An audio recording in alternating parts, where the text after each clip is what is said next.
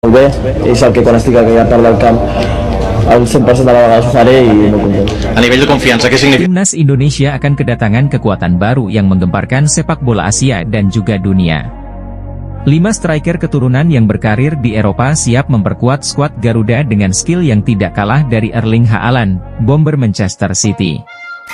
Dean Zandbergen menjadi sosok pertama yang mencuri perhatian. Postur tubuhnya yang tinggi 188 cm mirip dengan Haaland, membuatnya sangat berbahaya dalam duel udara. Striker FC Dordrecht ini juga memiliki kemampuan hold up play yang mematikan, persis seperti yang sering dipertontonkan Haaland di Premier League. Sensasi berikutnya datang dari Mauro Zigestra yang bermain untuk Volendam U21. Statistiknya mencengangkan dengan 11 gol dari 15 pertandingan, rasio gol yang mendekati ketajaman Haaland. Instingnya dalam mencari celah pertahanan lawan dan kemampuan penyelesaian akhir yang dingin mengingatkan pada striker Norwegia tersebut. Miliano Jonathans tak kalah mengejutkan. Pemain kelahiran Depok ini memiliki kecepatan lari yang fantastis, salah satu ciri khas Haaland. Catatan 11 gol dan 4 assist dalam setengah musim bersama Vitesse membuktikan ketajamannya sebagai predator di kotak penalti. Ula Romeni membawa pengalaman bermain di Liga Top Eropa. Statistik 41 gol dalam 195 penampilan profesional menunjukkan konsistensinya. Yang lebih mengesankan, gaya permainannya yang eksplosif dan kemampuan berlari dengan bola sangat mirip dengan Haaland muda saat masih di Borussia Dortmund. Ilyas Alhaft melengkapi daftar dengan kemampuan serba bisa seperti Haaland modern. Meski lebih sering bermain di sayap, catatan 7 gol dan 8 assist musim lalu membuktikan kehebatannya dalam mencetak gol sekaligus menciptakan peluang. Patrick Kluivert, pelatih timnas Indonesia, diprediksi akan mengusung formasi menyerang yang memanfaatkan kelebihan para bomber ini. Taktiknya akan disesuaikan dengan gaya permainan cepat dan langsung, persis seperti yang membuat Haaland begitu berbahaya di Manchester City. Thailand dan Vietnam patut waspada.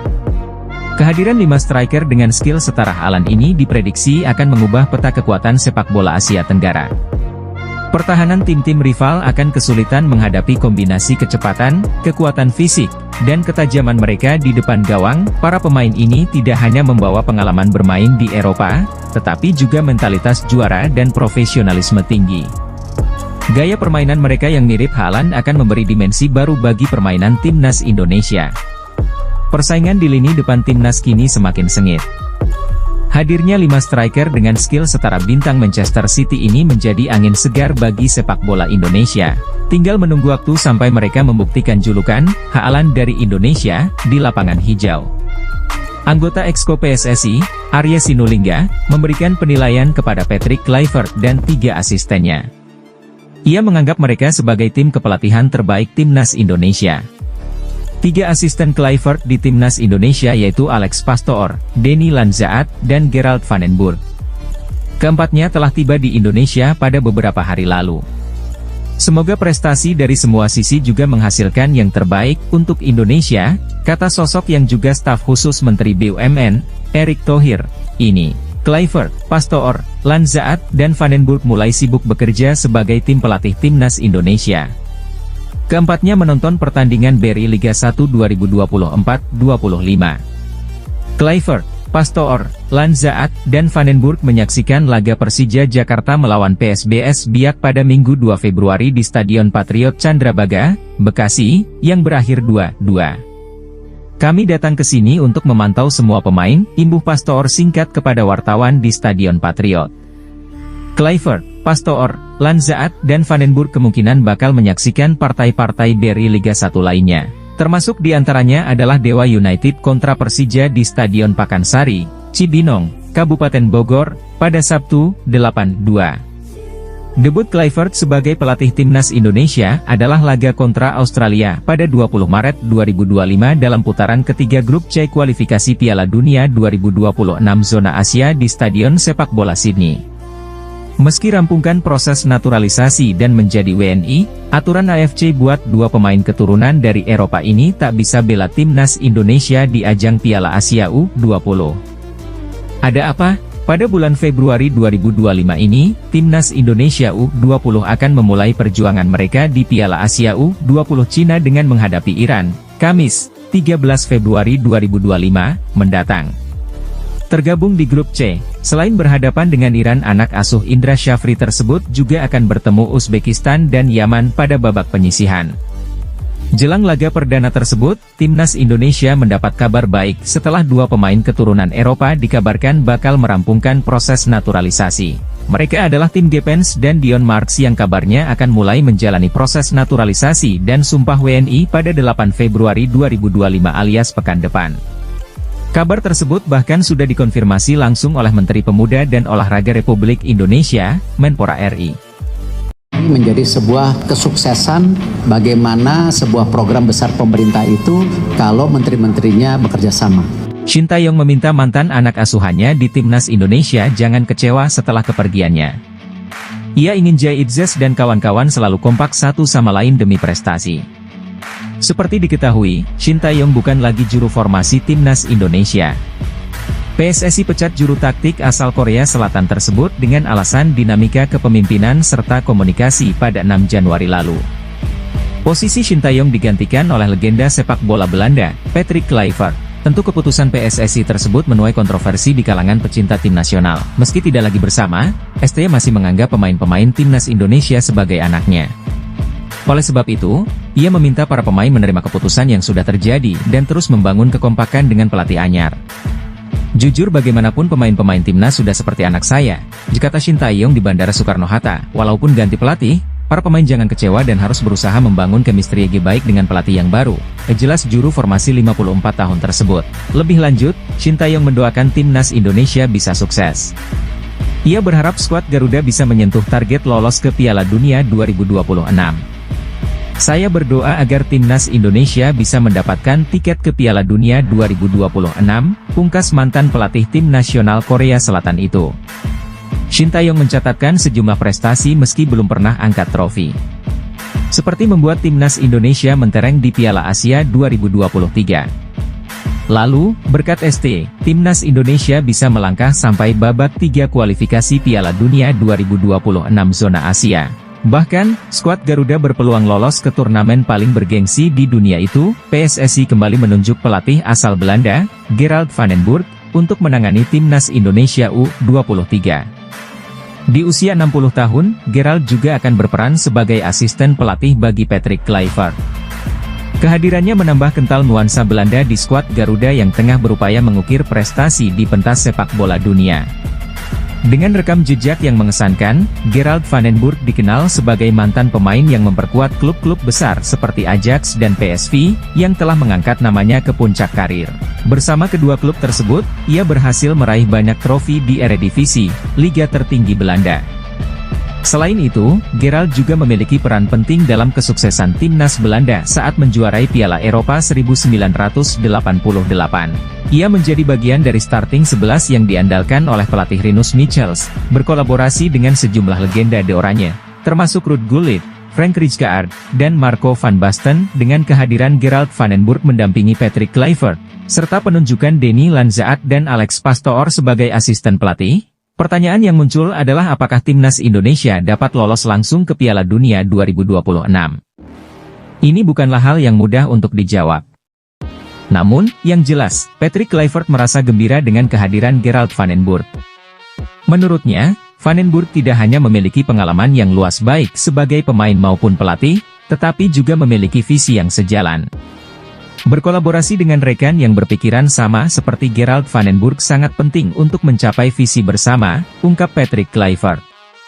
Sebelum bergabung dengan timnas Indonesia, Gerald van den Burg memiliki pengalaman melatih di beberapa klub, seperti PSV 1860 Munich, dan FC Eindhoven. Misi yang diemban Patrick Kluivert bersama trio asisten pelatih asal Belanda ini jelas bukanlah tugas yang ringan, mengingat 2 laga berat sudah menanti. Pada tanggal 20 Maret, Jai Itzes dan rekan-rekannya akan menghadapi Australia dalam laga lanjutan grup C putaran ketiga kualifikasi Piala Dunia 2026. 5 hari setelah itu, mereka akan menjamu Bahrain di Stadion Utama Gelora Bung Karno, Jakarta. PSSI menargetkan kemenangan dalam kedua pertandingan tersebut, karena tambahan 6 poin akan membuka peluang besar untuk lolos ke fase berikutnya, terutama jika mereka bisa mengalahkan Cina pada 5 Juni mendatang. Kejadian ketika Belanda mengalami nasib buruk.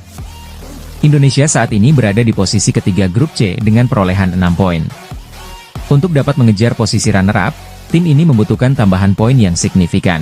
Dalam upaya mencapai target ambisius tersebut, PSSI sedang mempercepat proses naturalisasi bagi dua calon pemain, yaitu Ula Romeni dan Jairo Riedewald. Diharapkan, kedua pemain tersebut dapat memiliki KTP Indonesia sebelum timnas Indonesia berangkat ke Australia. Mengenai pertanyaan tentang keberhasilan tim yang saat ini didominasi oleh pemain dengan warna Belanda, jawabannya bisa bervariasi. Rakyat Indonesia tentunya berharap yang terbaik untuk tim kesayangan mereka, terutama karena impian untuk tampil di kompetisi FIFA yang bergengsi kini semakin dekat. Namun, jika melihat ke belakang, terdapat beberapa momen penting di mana Belanda tidak mendapatkan keberuntungan meskipun harapan mereka sangat tinggi. Apa saja momen-momen tersebut?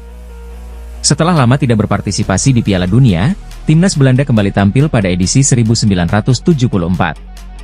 Ini merupakan penampilan ketiga mereka setelah Piala Dunia 1934 dan 1938. Turnamen kali ini diselenggarakan di Jerman Barat, di mana Belanda hadir dengan skuad terbaik, termasuk sang pangeran, Johan Cruyff dan pelatih legendaris Rinus Michels. Johan Cruyff dan rekan-rekannya menunjukkan performa yang sangat mengesankan dan menawan. Di babak final, mereka harus menghadapi tuan rumah, Jerman Barat. Tim Belanda jelas lebih diunggulkan, tidak hanya karena memiliki pemain berkualitas di setiap posisi, tetapi juga karena mereka mengusung gaya permainan revolusioner yang dikenal sebagai total football. Namun, apa yang terjadi selanjutnya sangat menyedihkan bagi mereka.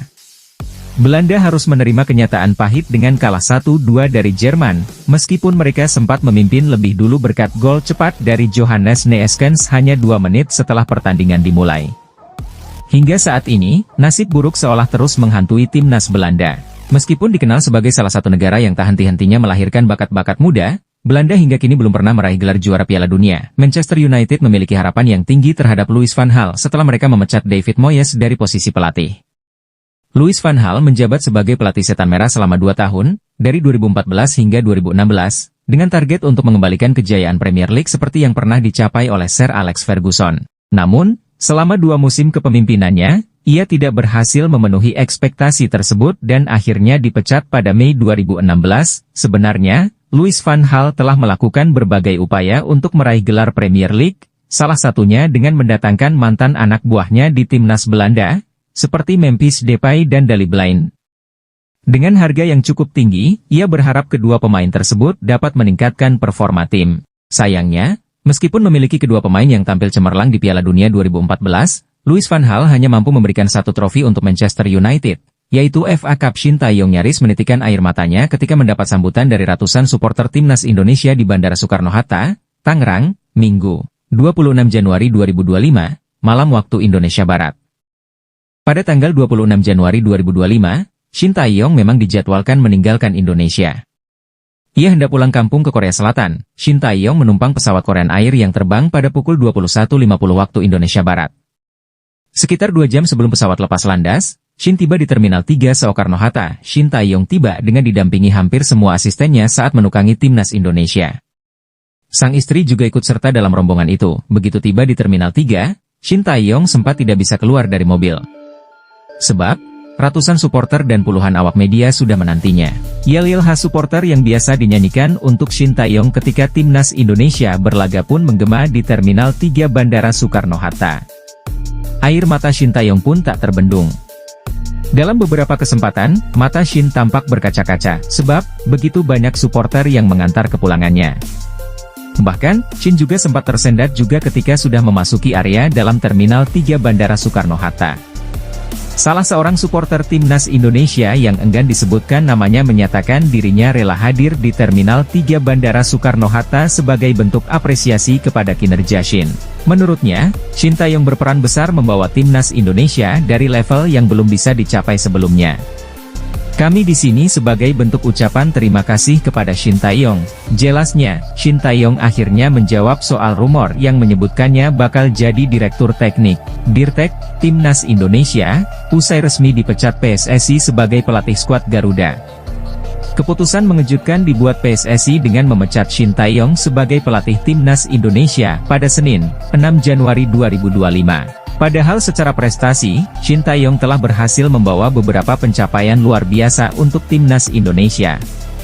Selama 5 tahun melatih, ST sukses membawa tim Merah Putih untuk pertama kalinya lolos ke babak 16 besar Piala Asia 2023, kemudian pada ajang Piala Asia U23 2024. Pelatih asal Korea Selatan ini membawa timnas Indonesia U23 melangkah hingga babak semifinal. Selanjutnya, prestasi yang tak kalah mentereng adalah membawa timnas Indonesia lolos ke ronde ketiga kualifikasi Piala Dunia 2026 zona Asia.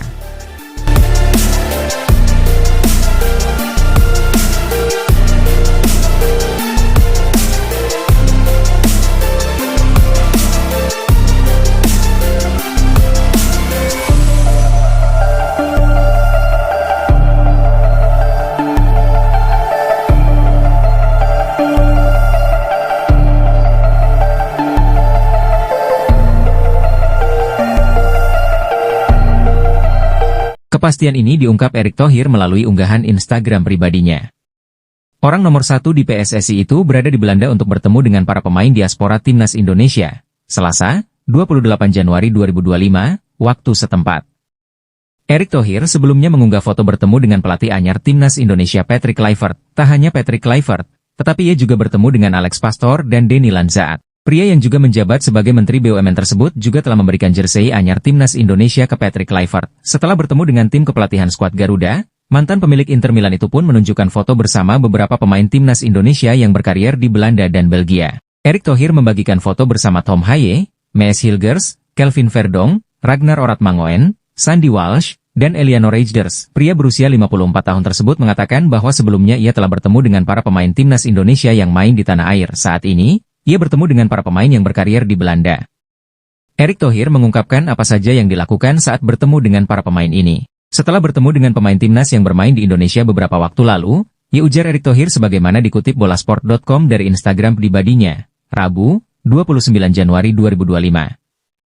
Saya makan malam dengan para pemain timnas Indonesia yang bermain di Eropa. Ia ucapnya, saat makan malam bersama Tom Haye dan kawan-kawan, Erick mengungkapkan ada beberapa hal yang didiskusikan.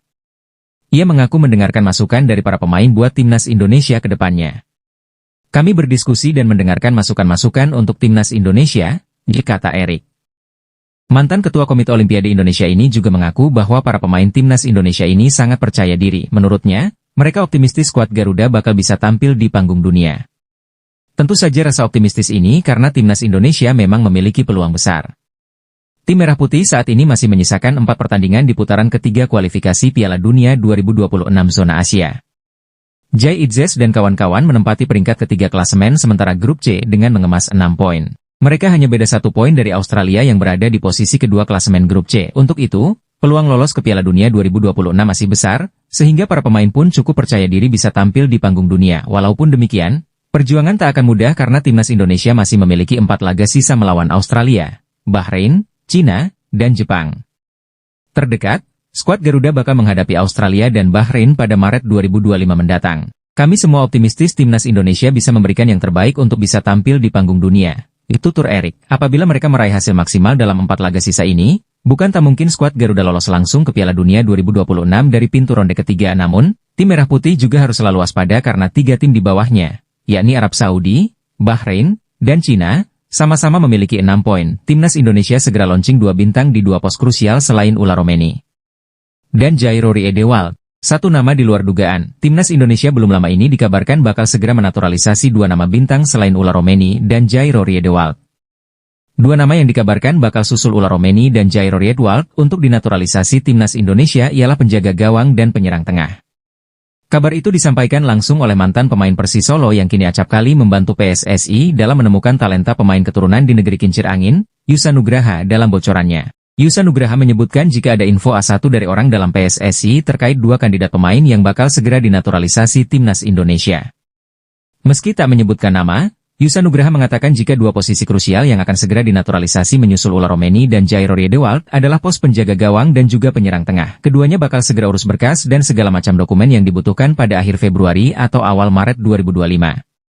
Ada lagi pemain lain, di luar Ula Romeni dan Jairo Riedewald, yang akan tiba pada Maret 2025. Ini info A1 ada yang cerita ke aku. Ini info dari orang PSSI.